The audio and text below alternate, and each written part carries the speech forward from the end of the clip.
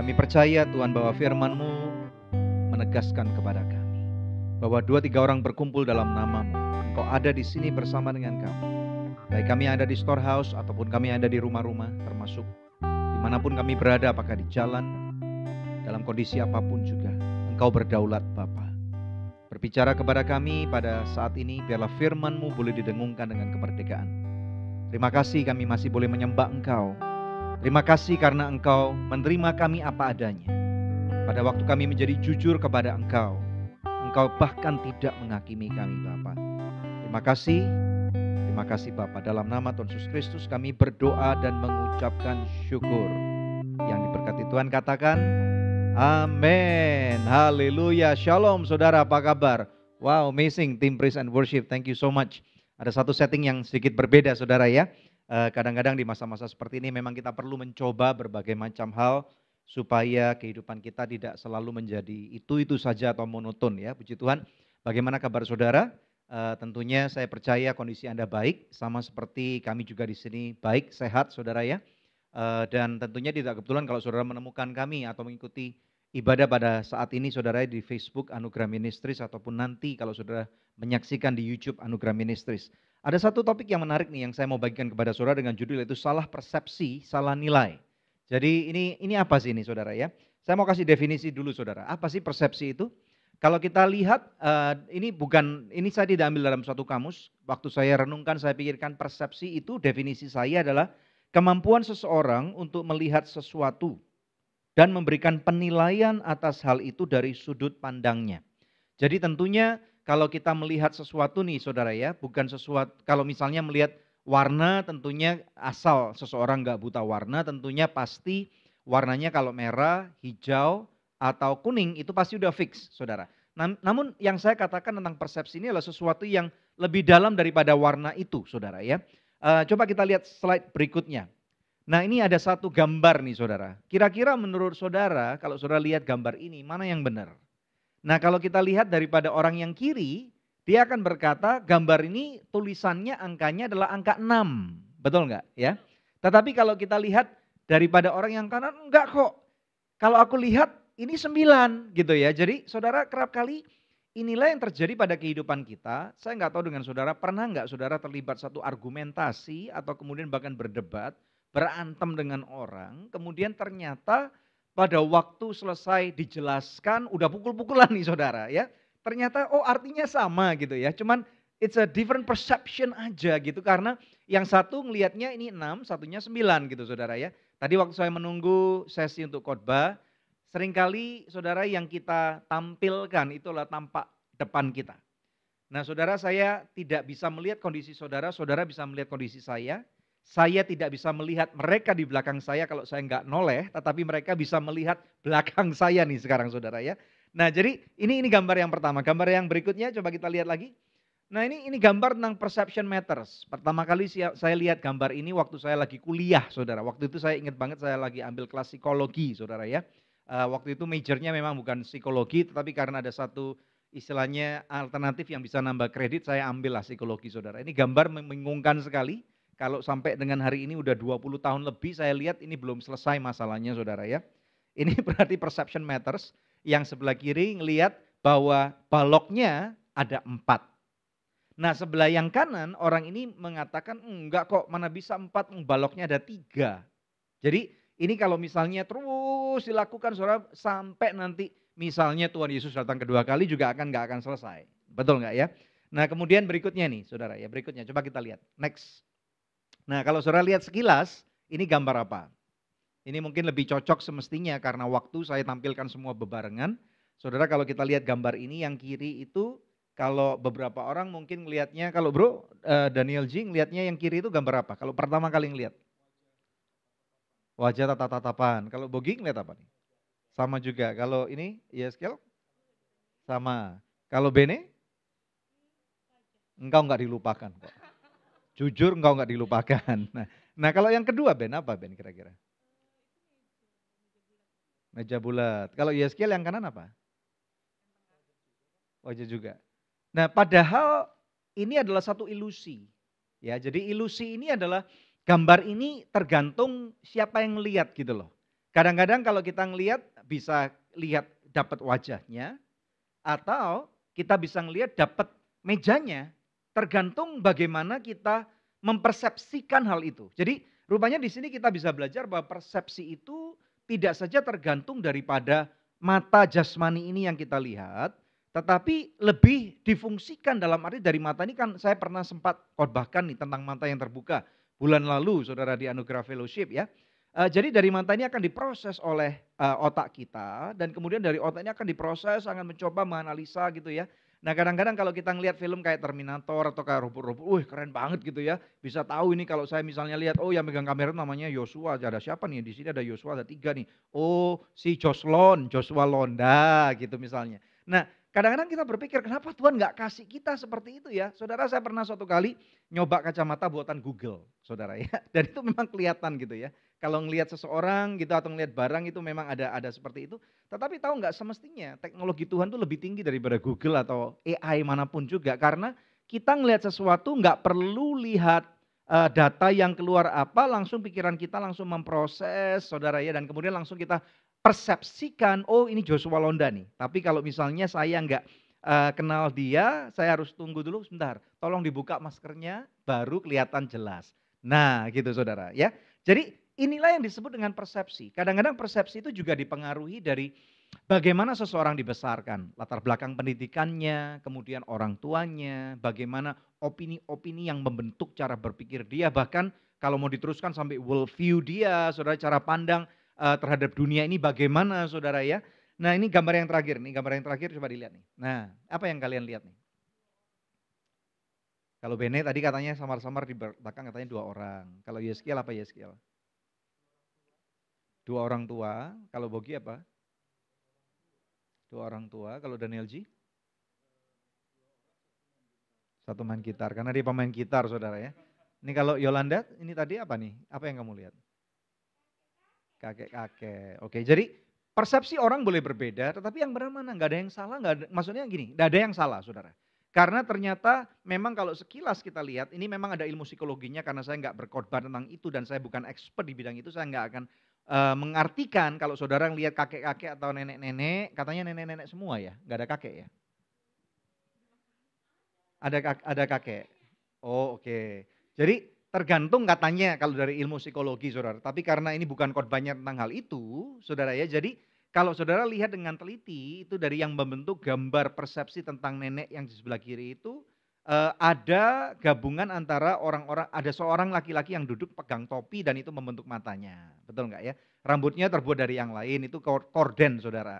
Kemudian yang kanan seseorang laki-laki main gitar, kemudian di belakangnya ada seorang perempuan yang jadi telinganya. Nah jadi tergantung nih, how do you perceive?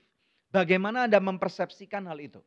Nah jadi ini yang terjadi saudara. Bukankah kerap kali kadang-kadang kita terlibat dalam suatu pergumulan atau masalah, kemudian ternyata pada waktu dijelaskan, kemudian ternyata salah mengerti, saudara ya, salah paham, misunderstand gitu ya.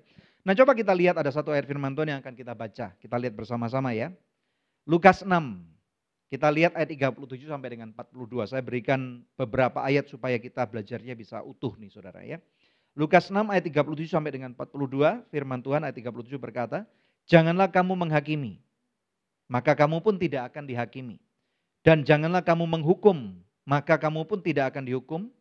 Ampunilah dan kamu akan diampuni. No, kalau kita berhenti dulu di sini saudara. Jangan kamu menghakimi. Jadi ini berbicara, kalau misalnya bukan berarti kalau saudara punya panggilan atau kemudian sekolah di bidang hukum, bukan berarti saudara nggak boleh menjadi hakim. Enggak saudara ya. Tetapi yang dimaksud menghakimi ini adalah bagaimana saudara menilai, memutuskan, mengkotakkan, mengkonklusikan atas apa kejadian yang saudara lihat atau suatu perilaku daripada orang atau perasaan saudara, kemudian saudara membuat suatu kesimpulan mandiri atau khusus sendiri ya saudara, kemudian saudara mulai memutuskan misalnya kok orang itu kayaknya marah sama saya ya, ngomongnya kok nggak enak gitu loh ya. Jadi ini yang terjadi saudara. Jadi dengan tegas Tuhan Yesus mengajarkan kepada kita janganlah kamu menghakimi. Ini penting sekali. Karena apa? Pada waktu kamu menghakimi, kamu pun akan dihakimi suatu hari kelak gitu ya. Kemudian ayat 38 selanjutnya. Yuk kita lihat. Berilah dan kamu akan diberi. Suatu takaran yang baik, yang dipadatkan, yang digoncang, dan yang tumpah keluar akan dicurahkan ke dalam ribaanmu. Sebab ukuran yang kamu pakai untuk mengukur akan diukur kepadamu. Nah, ayat 38 ini berbicara nyambung tentang bagaimana kita memberikan suatu nilai, penilaian kepada perilaku seseorang kepada kita atau suatu kondisi. Nah, tentunya ayat ini juga bisa dipakai tentunya untuk memberi dalam hal moneter. Bisa, saudara, tergantung daripada konteksnya. Hari ini saya tidak berbicara dalam konteks moneter, saudara ya, tetapi saya lebih berbicara dalam konteks bagaimana kita memproses data yang masuk di dalam diri kita untuk kemudian bagaimana pada waktu kita mulai selalu bersifat negatif, maka firman Tuhan menegaskan dengan takaran atau dengan ukuran yang sama, orang akan juga nanti akhirnya akan melihat kita dengan cara yang negatif.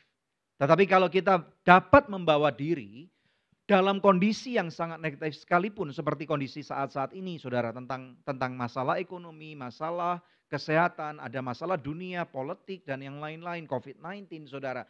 Kalau kita berhasil untuk melihat bahwa apa sih yang dapat saya pelajari, hal positif apa yang aku harus hidupi, maka percayalah bahwa orang-orang akan menilai saudara bahwa orang itu berbeda loh. What's going on with them? Apa yang terjadi dengan anak-anak Tuhan nih? Kenapa mereka kok dalam kondisi terhimpit mereka masih bisa tersenyum, masih bisa ketawa gitu. Saya masih ingat banget waktu saya belum mendeklarasikan diri saya menjadi orang Kristen. Ini waktu saya masih kuliah nih saudara ya. Nah waktu itu saya memang lagi istilahnya bergumul gitu. Jadi Kristen enggak gitu saudara ya. Dan waktu itu memang saya lagi diinjilin oleh banyak orang, oleh pacar saya, kemudian oleh kakak saya, oleh adik-adik saya, saudara, oleh teman-teman saya gitu saudara ya. Kayaknya tapi saya waktu itu saya mengeraskan hati. Dan ada beberapa keputusan-keputusan yang kemudian mulai istilahnya Tuhan, saya yakin Tuhan juga turut bekerja gitu ya. Terutama melalui kehidupan saya melihat ada beberapa orang yang mereka istilahnya gini loh, sebagai saya pernah jadi anak-anak istilahnya orang kuliahan yang istilahnya kondisi serba terbatas gitu saudara ya. Dan kemudian waktu saya melihat teman-teman saya yang memang ke gereja dan mereka sungguh-sungguh saudara, satu hal yang saya lihat kenapa teman-temanku kok berbeda gitu loh. Pada waktu saya melihat bahwa kondisi tidak mudah, misalnya tekanan dalam misalnya harus belajar nih ya, khususnya kepada Anda yang lagi kuliah nih.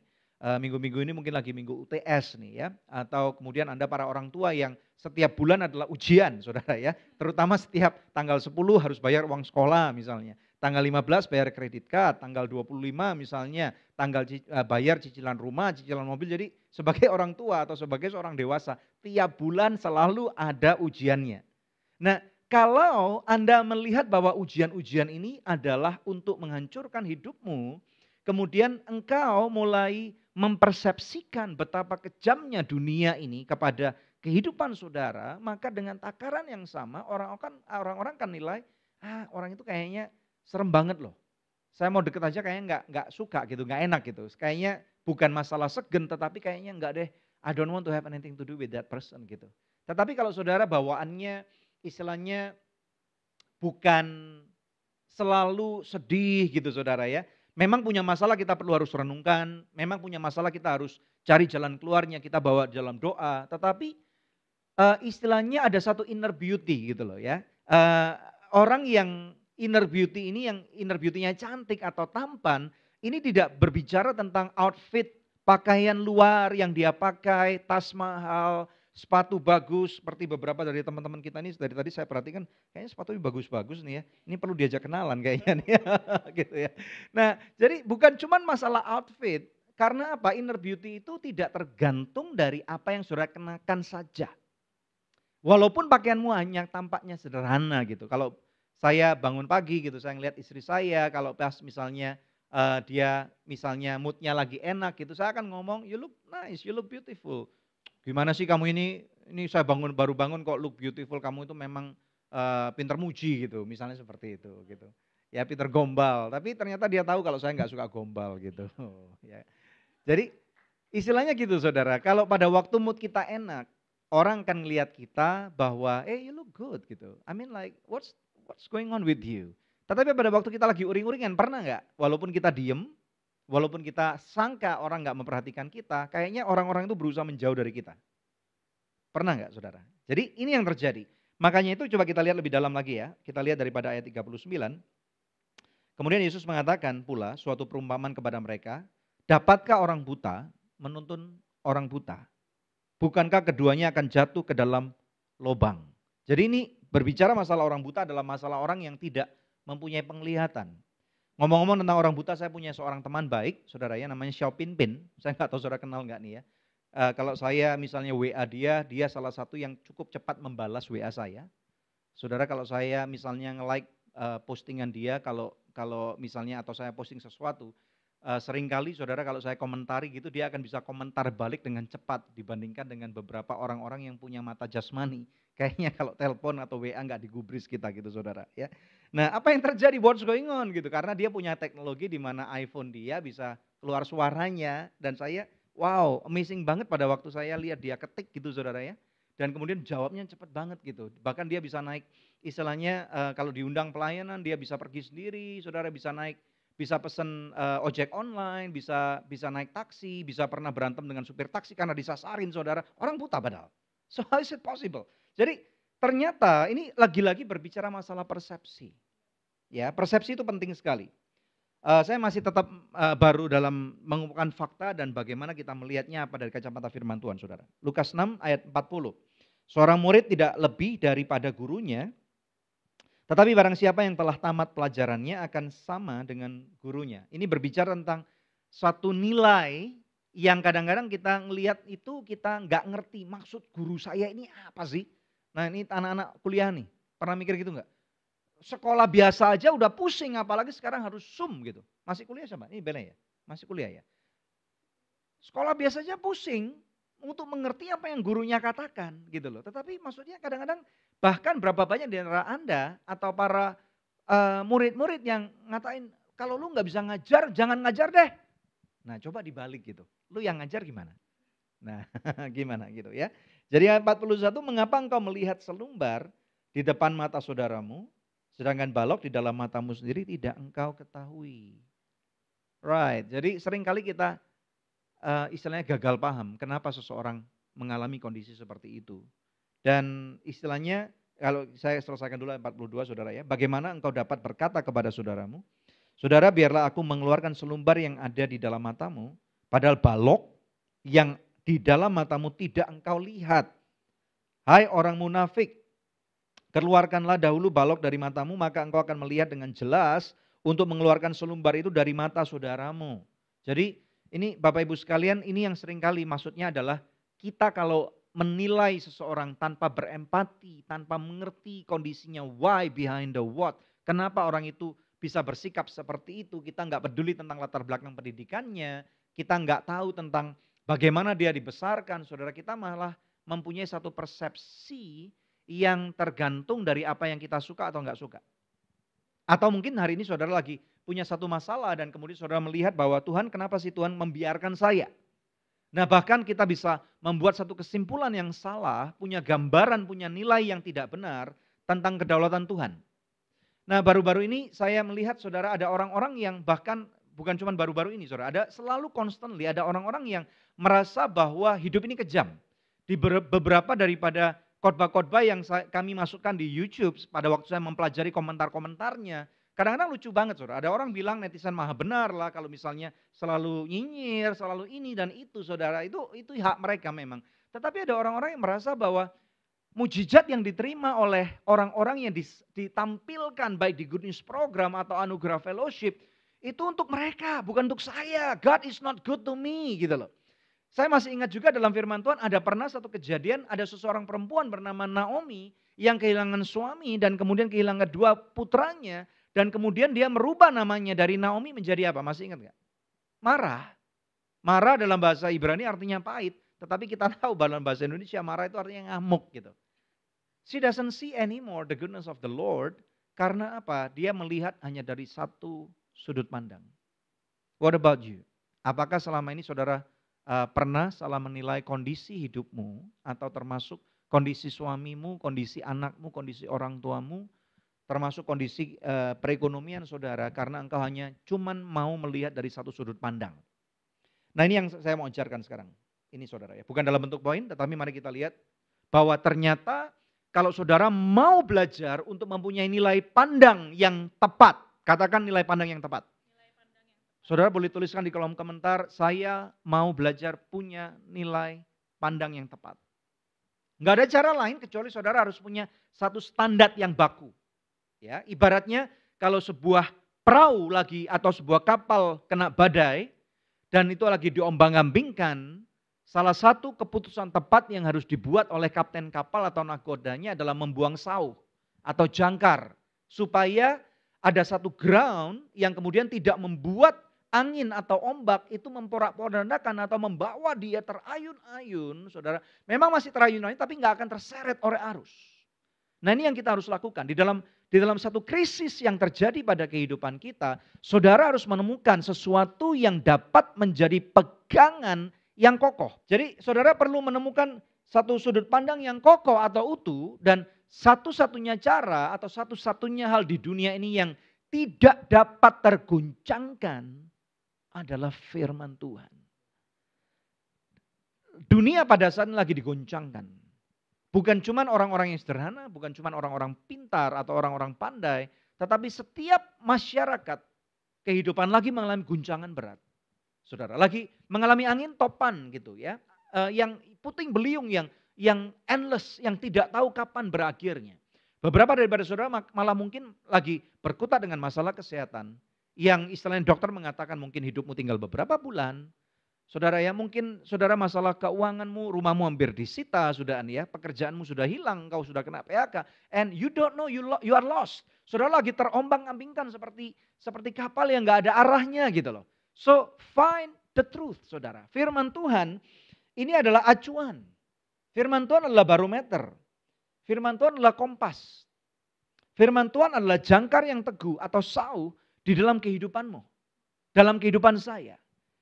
Dunia pasti akan berganti. Suatu kali kalau kita lihat di medieval time atau abad pertengahan, ada raja-raja saudara. Ya, mereka pikir mereka akan selalu memerintah. Tapi kalau saudara baca aja di kitab raja-raja, ada satu raja yang kemudian memerintah, kemudian setelah itu digantikan dengan raja yang lain. Raja baru ini akan membunuh semua daripada anak-anak raja yang lama, saudara. Kemudian sampai dengan medieval time selesai, masuk abad 19, saudara. Perlahan-lahan kerajaan-kerajaan ini mulai hilang, digantikan karena orang-orang nggak puas dengan sesuatu yang nggak pasti gitu saudara. Karena apa? Raja bisa senang sendiri. Manusia nih saudara ya, nggak ada yang sempurna. Nah sampai dengan masuk abad 20 kerajaan-kerajaan mulai hampir nggak ada. Ataupun kalau misalnya masih ada kerajaan Inggris lah, kerajaan Malaysia saudara ya. Kerajaan di beberapa negara Eropa masih ada. Tetapi mereka tidak terlalu berfungsi seperti dulu. Sekarang yang adalah demokrasi gitu saudara. Sistem pemerintahan yang sangat populer di zaman sekarang ini adalah demokrasi. Saya nggak tahu nanti 200 tahun, 300 tahun, 400 tahun dari sekarang kalau bumi ini masih ada dan manusia masih hidup seperti sekarang, we don't know. Saudara, makanya satu-satunya hal yang tidak akan dapat diguncangkan adalah kerajaan sorga. Sudahkah engkau percaya akan kerajaan sorga? Bukan cuma asal percaya, bukan cuma asal ke gereja, ikut church online, ikut kebaktian seperti ini. Yang saya maksudkan adalah sudahkah engkau mengenal Tuhan secara pribadi? Sudahkah engkau mengandalkan Dia untuk menjadi acuan daripada kehidupanmu? Saudara ya, ini yang saya juga ajarkan bukan saja kepada jemaat tetapi juga kepada anak-anak saya, saudara, atau kepada setiap orang yang saya temui bahwa di dalam setiap fase kehidupan kita selalu akan terpengaruh dengan apa yang saya suka, apa yang kita suka. Tetapi apa yang saya suka ini belum tentu apa yang Tuhan mau. Bahkan dalam satu ayat firman Tuhan dikatakan sejauh timur dan barat, itulah besarnya antara kehendak manusia dan kehendak Tuhan. Nggak bakal pernah ketemu, saudara. Dan guess what? Kalau saudara bicara tentang menjadi stubborn atau being stubborn atau menjadi keras kepala, saudara percayalah bahwa Tuhan lebih konsisten dalam bahasa tanda kutipnya. Tuhan lebih keras kepala daripada saudara dan saya. Betul nggak? Ya, saya nggak berkata bahwa Tuhan itu negatif keras kepalanya. But He knows what He wants. Do you know what He wants? If you know what you want, but you don't know what He wants, saudara akan adu kepala dengan Dia. Saudara akan beradu argumentasi. Nggak bakal menang, saudara. Ingat orang-orang dalam firman Tuhan seperti Ayub lah. Yang kemudian dia adalah orang yang sangat mengasihi Tuhan. Tapi pada waktu masuk dalam satu ujian, dia mulai terbawa oleh arus, terguncangkan saudara. Dia mulai mendengarkan apa kata istrinya, dia mulai mendengarkan apa kata teman-temannya, dia mulai melihat kondisinya yang tidak menjanjikan. Dan kemudian dia mulai mempunyai persepsi yang baru tentang Tuhan. Dan kemudian dia mulai jengkel juga dengan Tuhan karena 10 anak meninggal, kekayaan habis, saudara. Dan kemudian bahkan bukan cuma itu aja, ada istilahnya penyakit kulit yang sangat gak enak, bau busuk gitu saudara. Tetapi kemudian pada waktu Tuhan menjawab, dia gak bisa ngomong. Tuhan cuma ngomong, where were you? Di mana kamu pada waktu aku naruh fondasi akan di atas muka bumi ini. Fondasi daripada bumi ini. Ayub gak bisa bicara saudara. Karena apa? Tuhan berdaulat. Maksudnya gini saudara. Kalau seorang presiden aja punya hak prerogatif apalagi Tuhan. Dan percayalah bahwa hak prerogatif Tuhan tidak akan digunakan untuk kemauan Tuhan yang tidak memikirkan orang lain. Atau tidak memikirkan jagat raya ini. Enggak. Ada juga orang-orang dalam Alkitab yang kita bisa lihat misalnya contoh seorang wanita pendaran 12 tahun. Saudara, saya yakin pendaran 12 tahun kalau ada wanita di sini mungkin akan lebih ngerti konteksnya daripada pria gitu ya. Karena seorang wanita akan datang menstruasi bulanan dan biasanya kalau wanita mengalami siklus seperti itu biasanya akan nggak mood, akan maunya marah, saudara. Ada yang lebih sakit, ada yang nggak kerasa apa-apa, ada yang memang lemes badannya saudara. Dan ini terjadi selama 12 tahun. 12 years long. Dan Alkitab kita mencatat bahwa dia sudah habis segala sesuatunya. Livelihoodnya, pekerjaannya mungkin dari sejak dia muda, sudah habis. Mungkin warisan daripada orang tua yang dia terima, sudah habis. Tetapi yang menarik nih, yang menarik. Pada waktu dia mendengar ada Tuhan Yesus di sana, dia tidak judgmental dan berkata, mujizat itu bukan untuk gua. Gua mah memang sial, gua memang udah gak mungkin, Tuhan gak sayang sama gua. Tapi dia cuma ngomong, kalau aku dapat menjamah daripada jubahnya, cuma satu towel aja, satu towel. Mungkin cuma sepersekian detik karena itu udah Yesus populer banget pada saat itu. Dan dia lagi on the way gitu ya, buru-buru untuk berdoa bagi anak Yairus yang sudah katanya meninggal gitu saudara. Dan guess what? Pada waktu dia punya kepercayaan yang luar biasa, dia punya persepsi yang benar. Dia menjamah jumbai daripada Tuhan Yesus Kristus, Raja di atas segala raja, tabib di atas segala tabib. Saudara, Tuhan Yesus mengatakan ada tercatat bahwa siapa jamaahku? Karena ada kuasa keluar daripada tubuhku. Saudara, something that is amazing.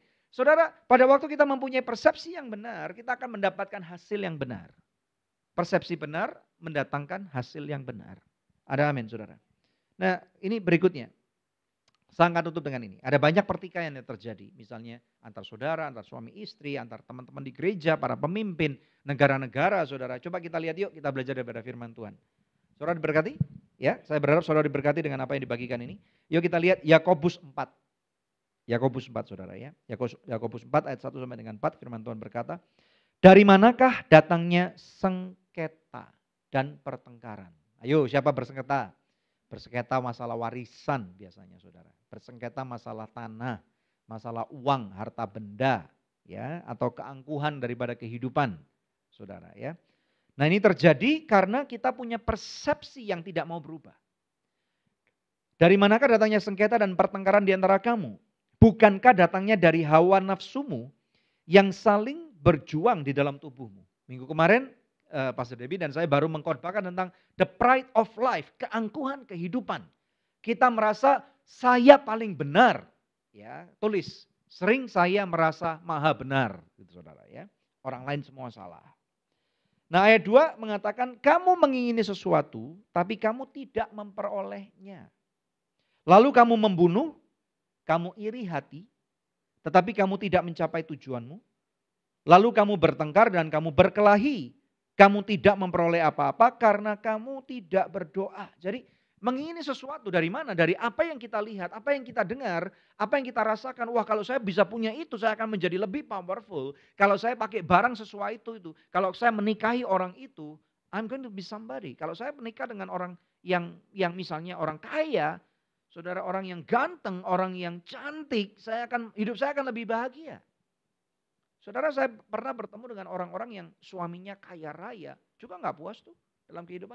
Saya melihat dengan orang-orang yang, para wanita yang suaminya ganteng, masih ribut. Suami istri juga ganteng-ganteng, saudara, saya nggak tahu apakah itu oplas atau enggak, itu it's none of my business gitu ya. Apalagi yang kaya, saudara. Beberapa teman kalau memang yang saya tahu kalau kantongnya tebel gitu, saudara. Setelah 5 tahun nggak ketemu, kok beda ya wajahnya ya, apa ini cuma mata saya yang perlu dikucek-kucek gini, saudara, kok beda gitu ya. Memang sih lebih cantik, lebih ganteng, tapi I don't know, it's none of my business, saudara ya. Tetapi ini yang terjadi, dikatakan oleh firman Tuhan, kamu menjadi iri hati. Kamu menjadi seperti apa yang tidak bisa kamu dapatkan. You think if you possess that, you are going to be happier. Saudara. Nah padahal nggak tentu gitu loh. Istilahnya the state of happiness itu tidak seharusnya tergantung dari apa yang, penambahan apa yang akan kita punya. Saudara, kalau stage daripada kebahagiaan kehidupan kita masih tergantung akan penambahan sesuatu yang kita rasa kita belum punya. Saudara tahu nggak? Sampai kapanpun saudara nggak akan pernah menjadi orang yang bahagia. Saya pernah bertemu dengan seorang yang kaya raya, masih muda, dan dia berkata, gue udah kaya raya banget nih. Mainnya sekarang bukan cuma pengen makan di mana, bukan mau beli mobil apa, tetapi gue mau take over perusahaan apa, saudara. Ngomongnya sudah seperti itu. Mau beli hotel di Bali, yuk. Mau beli ini di mana? Mau beli rumah di Singapura, mau beli rumah di Amerika, yuk. Gitu, saudara. Udah mainnya seperti itu. Tapi suatu kali dia pernah ngomong, saudara. Gila nih, gue jadi takut nih sekarang. Karena apa? Gue semakin serakah. Never enough. Gak pernah cukup. Wow. Saya cukup terkejut mendengarkan hal itu, saudara ya. Karena banyak orang mengira, kalau saya dapat kekayaan satu ini aja, rumah deh, 5M aja nih deh. Atau 10M deh saya bisa beli. I will be happier. Dan istri saya akan senang tiap hari masak gitu ya. Anak-anak saya tiap hari akan behave gitu ya. Akan senang banget. Ternyata tiap hari setelah pindah rumah itu cuma 3 bulan. Betul nggak? Biasanya kayak gitu ya. Ya, atau punya mobil deh. Punya mobil baru gitu ya, masih dijaga, atau punya handphone deh. Dalam case kita misalnya. Dijaga banget gitu. Setelah misalnya 6 bulan, saudara, kita udah lempar-lempar, udah puter-puter gitu kan misalnya. Udah nggak ada artinya lagi gitu loh yang rasa baru itu. Jadi ini yang terjadi, saudara. Dan firman Tuhan ada dikatakan di ayat 2 ditutup dengan karena kamu tidak berdoa. Tidak berdoa maksudnya apa? Bukan berarti Tuhan, saya pengen punya rumah, pengen punya ini, punya bayar hutang, bayar ini. No, it's not just about that. Tetapi ayat 3 mengatakan, atau kamu berdoa juga tetapi kamu tidak menerima apa-apa karena kamu salah berdoa. Halo? Jadi doa ini bukan artinya saya memaksakan kehendak untuk Tuhan merubah keputusannya terhadap kemauan atau keinginan, keangkuhan, kedagingan saya. Tetapi seharusnya touching heaven, changing earth itu berarti I want to know Lord, what is your will? Saya mau Tuhan tahu kehendakmu yang sempurna itu apa.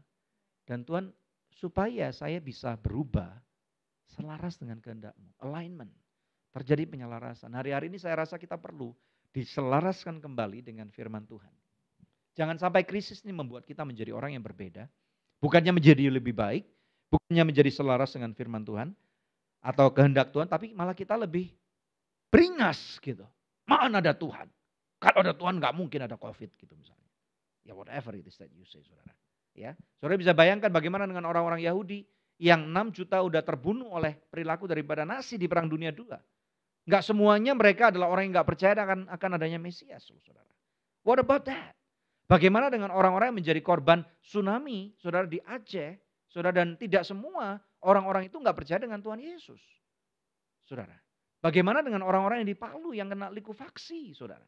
Bagaimana dengan orang-orang yang misalnya, saya punya teman nih dulu waktu saya kuliah, saudara. Ini di Kanada ceritanya, saudara ya. Teman seusia saya dan waktu saya kuliah tentunya masih muda banget, masih umur 20, saudara ya. Dan teman saya kelihatannya mentalnya agak terganggu gitu, bukan gila, tapi kan kelihatan, saudara. Ini orang ini nggak beres nih gitu ya. Kemudian waktu saya dengar ceritanya, kenapa dia menjadi seperti itu, saya kaget dan kemudian jadi mengerti kondisi dia. Jadi waktu itu zaman Nintendo PS itu, bukan PS ya, Nintendo dulu. Nintendo NS itu ya, masih ingat nggak? Yang baru itu loh, yang kotak itu loh, saudara. Jadi papa mamanya pengen beliin dia mainan itu, karena dia tinggal di pulau yang berbeda. Saudara, jadi harus perjalanan jauh, harus ke main island gitu saudara ya. Dan di tengah jalan kecelakaan. Kecelakaan dan papa mamanya mati saudara. Demi beliin mainan anaknya. Dan jiwanya terguncang banget gitu. Wow, that's life gitu saudara ya. Apa yang kadang-kadang kita mau nggak bisa kita dapetin. Tapi enough said about that saudara. Firman Tuhan berkata, tetapi kamu tidak menerima apa-apa karena kamu salah berdoa. Sebab yang kamu minta itu hendak kamu habiskan. Ini saya harus tarik dulu saudara supaya persepsi saya jelas.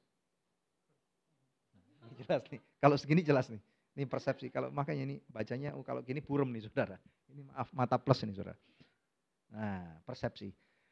Hendak kamu habiskan untuk memuaskan hawa nafsumu. Nah jadi bagaimana dengan saudara? Ayo ngaku. Saya juga sering kali berdoa seperti itu. Betul nggak bro? Tuhan dapat klien Tuhan. Karena ini Tuhan. Saya maunya ini. Betul nggak?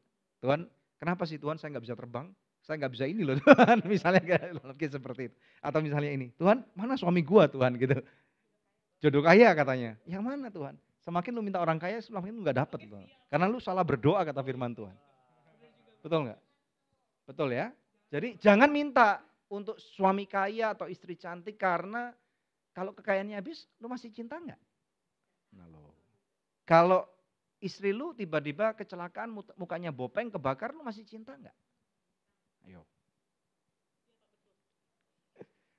Ya kan? Betul nggak saudara? Ya jadi life. Kamu nggak akan selalu mendapatkan apa yang kamu mau. Tetapi bagaimana kita bisa menyelaraskan dengan kehendak Tuhan. Kemudian ayat 4 dikatakan, hai kamu orang-orang yang tidak setia. Tidakkah kamu tahu bahwa persahabatan dengan dunia adalah permusuhan dengan Allah. Jadi barang siapa hendak menjadi sahabat dunia ini, ia menjadikan dirinya musuh Allah. Wow. Persepsi kita nggak selalu benar nih saudara. Persepsi kita bisa dipengaruhi oleh misalnya saudara banyak orang-orang yang lagi demam drama Korea, drakor, pengen punya kalau bisa pacar yang kayak gitu saudara. Betul nggak ya? Entah cowok entah cewek saudara ya. Ntar waktu lagi kalau misalnya yang lebih populer adalah orang-orang yang I don't know, sebentar lagi dunia sedang mempopulerkan LGBT. Apakah saudara akan ikut LGBT? You never know, ada yang ngomong tidak, tapi belum teruji, saudara. Kalau misalnya dunia nanti bergeser lagi, sukanya lebih populernya ini. Kalau kita tidak mempunyai satu tambatan yang benar, maka kita akan selalu diombang-ambingkan. Kita akan selalu berkata, apa yang saya mau adalah ini. Apa yang orang tua saya mau adalah itu. Apa yang istriku mau atau anakku mau, orang suamiku mau. Tetapi bagaimana dengan apa yang Tuhan mau? Saudara, mari kita tutup dengan satu hal ini. Kita pikirkan apa yang Tuhan mau dalam kehidupan saudara. Saya berdoa biarlah firman Tuhan pada hari ini boleh berbekas kepada hatimu, Bapak Ibu sekalian. Karena jangan sampai pada waktu kita salah mengerti apa yang menjadi kehendak Tuhan pada kehidupan kita, kita malah salah jalur gitu. Saya berdoa biarlah firman ini akan merenung, akan terus berbekas pada hatimu. Dan kita percaya bahwa Tuhan ada bersama dengan kita. Yuk kita berdoa Bapak Ibu sekalian. Haleluya. Bapak kami berdoa untuk teman-teman kami. Untuk para jemaat, para pemirsa sekalian. Mari saudara engkau yang percaya bahwa firman Tuhan ini diberikan dan menjadi berkat buat saudara. Saudara, saya mau berdoa buat engkau yang selama ini selalu salah paham dengan orang lain. Bahkan engkau salah paham dengan dirimu sendiri. Engkau gak bisa menerima kenapa sesuatu pernah terjadi dan sesuatu pastinya gak baik. Engkau bertahun-tahun sudah menyalahkan hidupmu, menyalahkan kebodohanmu. Benar, mungkin pada saat itu engkau lagi bodoh banget, engkau lagi tolol banget. Tetapi tahukah engkau bahwa pada waktu engkau mengakui kesalahanmu, melokalisirkan bahwa itu bukan salah orang lain, bukan salah Tuhan bahkan, dan kau mulai menyadari bahwa Tuhan dapat tetap bekerja dalam kehidupanmu. Kalau hari ini saudara ada uang 100 US dollar atau 100 euro, saudara remas-remas, nilainya juga tetap akan 100 euro, saudara. Saudara kalau mau injak-injak siram air, semprot sanitizer, bahkan hal itu nggak akan menambah nilainya, nggak akan menurunkan nilainya. Saudara tumpuk dengan sampah berminggu-minggu juga akan tetap nilainya sama. Demikian pula dengan saudara dan saya. Kita yang sudah pernah salah membuat keputusan, di hadapan Tuhan nilai kita adalah sempurna. Di hadapan Tuhan nilai kita adalah, engkau adalah anakku, biji mataku, yang kucipta dalam rupa dan gambarku. Mari saudara, kau terima kasih karunia Tuhan. Saya mau berdoa Tuhan untuk orang-orang yang selama ini salah persepsi. Biarlah persepsi kami boleh jelas. Biarlah persepsi kami boleh selaras dengan kebenaran firman-Mu. Kami tidak judgmental, tidak menghakimi orang dengan begitu gampang. Tidak mudah nyinyir, tidak mudah Tuhan mengkotakkan, mengkondisikan seseorang tanpa empati. Tidak hanya berdoa satu arah untuk menginginkan apa yang kami mau dan marah kepada Engkau pada waktu kami tidak mendapatkannya. Terima kasih untuk firman Tuhan ini, dan biarlah apa yang sudah ditabur tidak akan pernah kembali dengan sia-sia. Berkati tim Anugerah Fellowship, baik yang ada di panggung depan kamera, ataupun mereka yang ada di balik kamera, ataupun yang ada di tim control panel kami Tuhan.